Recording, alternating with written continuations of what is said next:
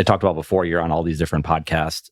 You talk about it in your book a lot. And obviously it's meaningful. You wouldn't spend an evening and afternoon with someone like myself and sharing these stories, but you understand the impact it has. I would say it's obviously changed a lot. The election changed a lot in 2024. A lot of people are showing up on podcasts like, wait, what's going on here? But you were doing this before and you've been doing this for a long time. You're just changing with the times of like, what's the medium? Where do I need to show up to? Right? Is it having signs outside my building to say, hey, we sell this? Is it, sending out newsletters? Is it appearing on podcasts and YouTube videos? Right? Like that's weird. And I think a lot of people have a hard time with that. I say, well, why would I do that? What's the return on investment if I go and spend an hour doing this? Like, how many leads did we get? How much business did we generate? Like, what would you tell those people? Yeah, well, Eric, it is ROI. You're right about that, but it's return on involvement, not return on investment.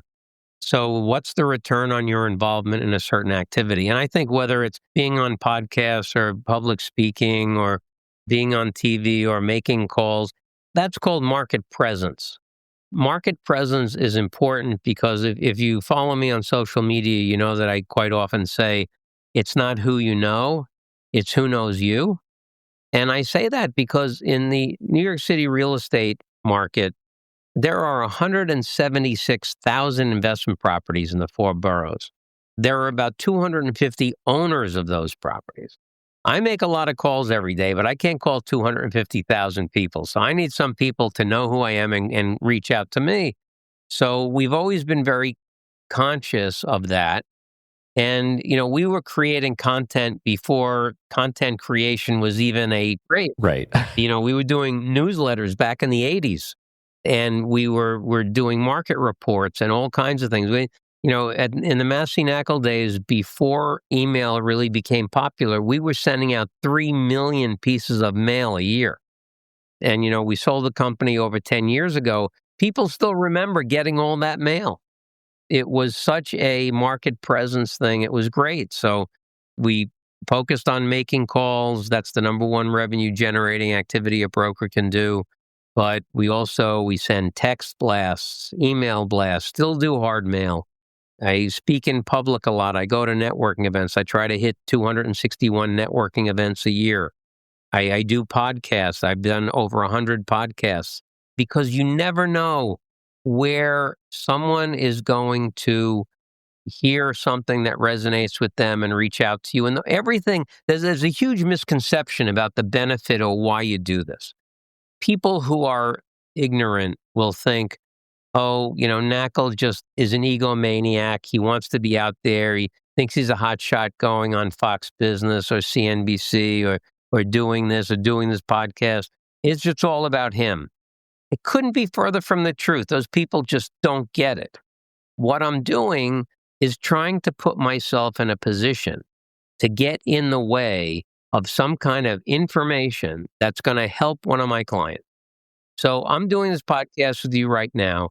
Maybe somebody's a listener of your podcast that never heard of me, doesn't know me, but maybe they will pay more for one of the properties I'm selling than anybody else. Or maybe they know somebody that will pay more for a property than anybody else, one of my properties. Or maybe they have some kind of a technique or intelligence or method or tactic or strategy or software or something that's going to help me help my client get a better price.